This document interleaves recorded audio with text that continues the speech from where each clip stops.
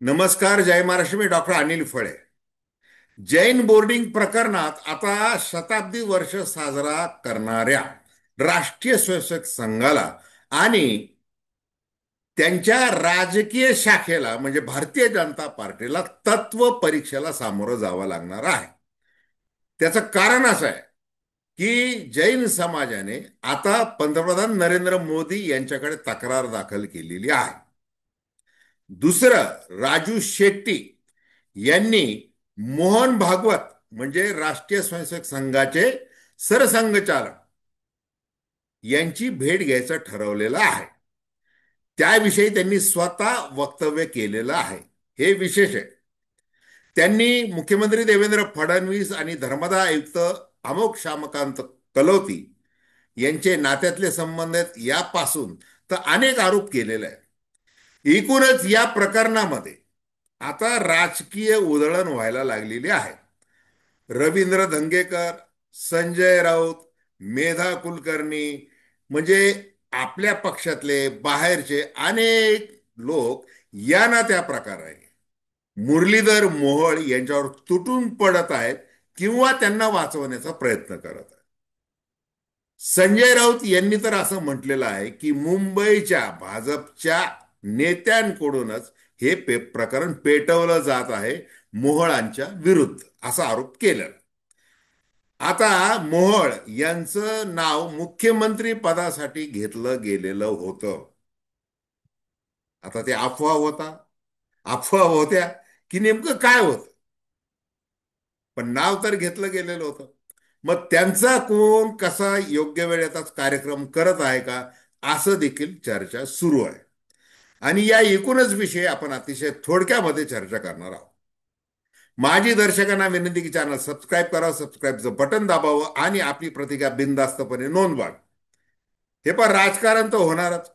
जिथे सत्ता आहे, संपत्ती आहे, वाटा आहे, भागीदारी आहे, आणि मग तो कोणत्या समाजाचा, ते मंदिर आहे की मस्जिद आहे, काही बघायचं नाही. मलिदा लाटायचा असतो. मग महापौर असताना मुरलीधर मोहोळ यांना पुणे शहराचा त्या दृष्टीने जर बारकाईने अभ्यास झाला नसता तरच नवल की नाही. मग आता ते कोण, निलेश नवलखा हे एक व्यक्ती पुढे आलेली आहे. मी जैन समाजाचा आहे, मी उद्योजक आहे, माझा छोटा मोठा मी व्यवसाय करतो, परंतु याच्यामध्ये मुरलीधर मोहोळ हे मला अडचणी आणतात, अशा प्रकारे त्यांनी वक्तव्य केलेलं. आता रवींद्र धंगेकर हे तर राजकारण करायला बसलेले आहेत.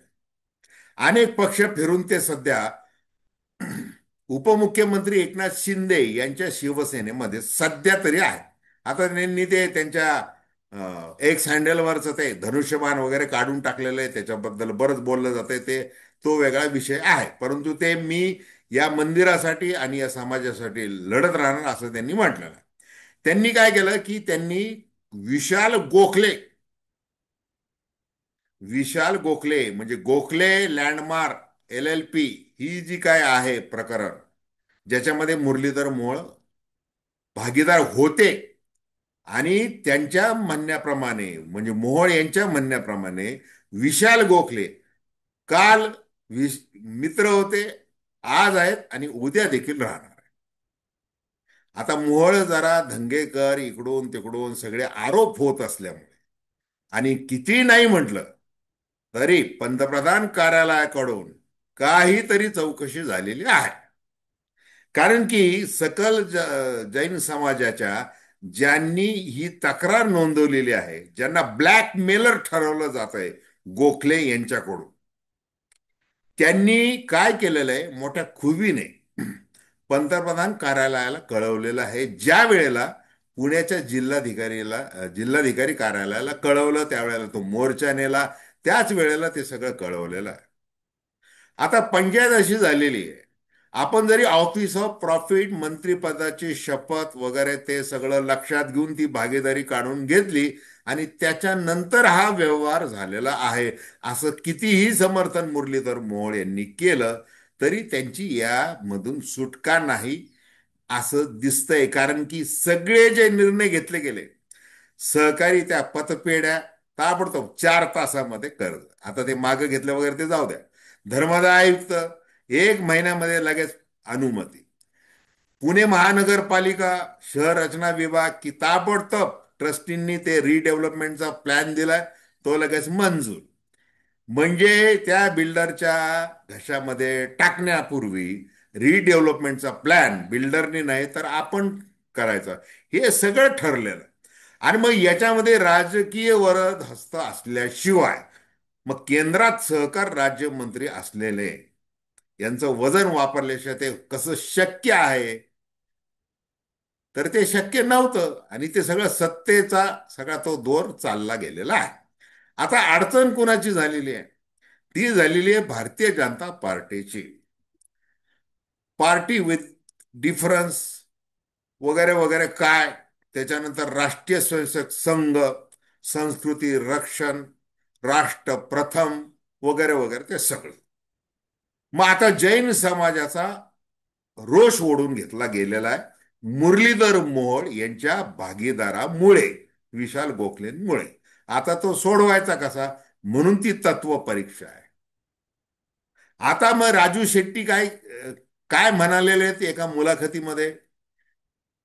ते मुलाखतीमध्ये असं म्हणालेले आहेत की जे संस्कृती रक्षण, धार्मिक स्वातंत्र्य, राष्ट्रीय संस्कृती वगैरे सगळ्या गप्पा मारतात अशा सगळ्या नेत्यांना मी भेटणार आहे. त्याच्यामध्ये त्यांनी आवर्जून नाव घेतलेलं आहे की मोहन भागवतांना भेटणार आहे, पंतप्रधान नरेंद्र मोदी यांना भेटणार आहे, अमित शहा यांना देखील भेटणार आहे, असं त्यांनी सांगितलेलं आहे.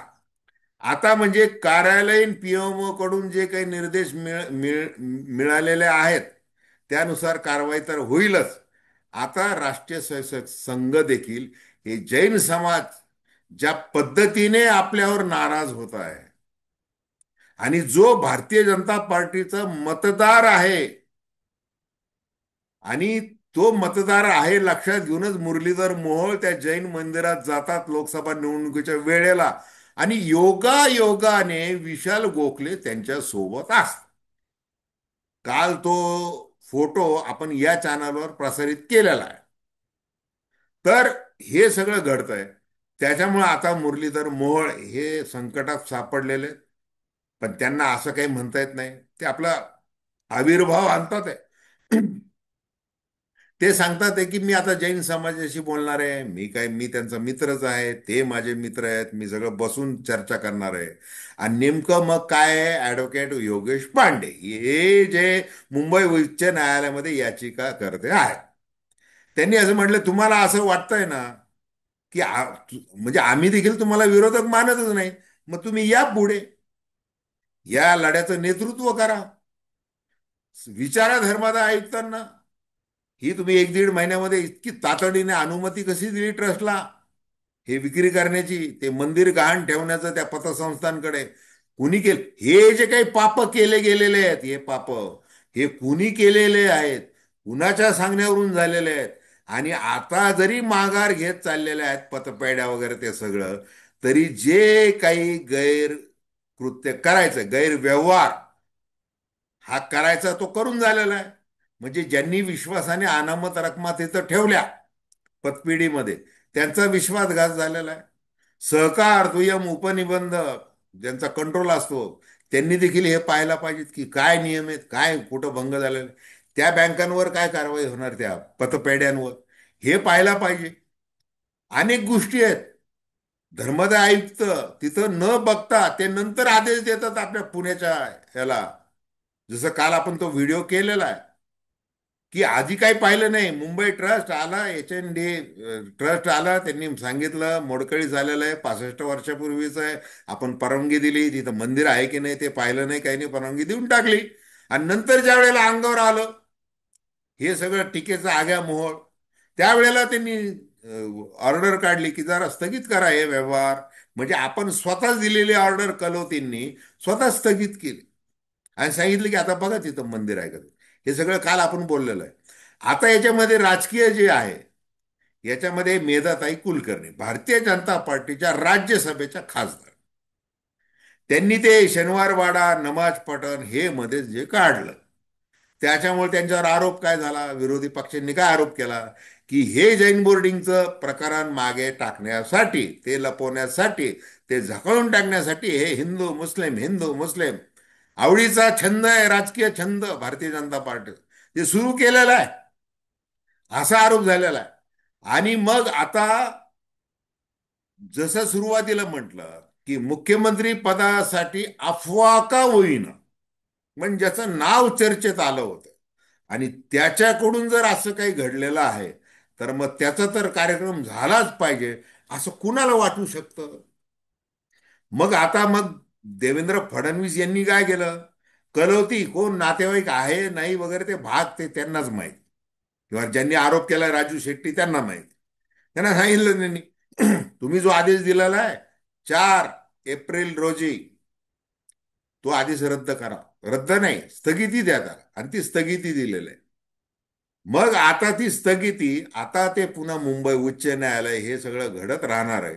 आणि पुढं काय काय होतं हे आपल्याला बघायचं आहे. आणि सगळे राजकीय पक्ष, सगळे नेते ज्या वेळेला सत्ता असतात त्यावेळेला आपल्या घशामध्ये म्हणजे इतकी पचनशक्ती असते मोठी, म्हणजे ज्यांनी सोन्याची लंका केलेली दशग्रंथी तो रावण, किती ते त्याप्रमाणे फक्त खात राहणे आणि तत्वाच्या काय गप्पा मारायच्या, संस्कृती रक्षण वगैरे असं सातत्याने बोलत राहायचं. आणि आपण सर्वसामान्य माणसाने हे फक्त उघड्या डोळ्यांनी बघत राहायचं एवढं. तर खूप खूप धन्यवाद. हा व्हिडिओ आपल्याला आवडला असल्यास अवश्य शेअर करा, सबस्क्राईब करा आणि आपली प्रतिक्रिया बिनधास्तपणे नोंदवा. धन्यवाद.